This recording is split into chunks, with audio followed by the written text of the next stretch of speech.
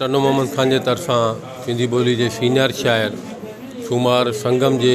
शेरी मजमूए दिल की करबला की मुहवरती तकरीब सिंधी अदबी संगत शाह टन्नू मोहम्मद खान के तरफ़ां थी रही है। अज समूरा शाइर अदीब दानिश्वर मुख़्तलिफ़ शहरन का न रुगो टन्नू मोहम्मद खान पर मातली बदीनी आसपास के इलाइक़नि खां सभु कई आया आहिनि। उहे अॼोकी इन तकरीब में शुमार संगम की शायरी के हवाले से उनके फ़नी फ़िक्र के हवाले से पंहिंजा वीचार वंडे रहा आहिनि। ऐं सम्झां थो इन क़िस्म जूं तकरीबूं न रुगो सिंधी अदबी संगत की रवायत रही है, पर उन सां गॾोगॾु असांजा ही जेके शाइर अदीब दानिश्वर जो भी क्लास है वो इन किस्म के तकरीबन में एक भरपूर उत्साह हासिल करे तो उन्होंने हिकड़ी भरपूर हौसला अफजाई थे थी, भरपूर हिम्मत अफजाई थे थी। सोने लाड़े के न रुगो हथी वठाइण के हवाले से पर पंहिंजी ॿोली इल्म ऐं अदब की खिदमत के हवाले से सिंधी अदबी संगत हमेशा कोशिश रही है। इन किस्म जा मेड़ाका इन किस्म जूं महफ़िलूं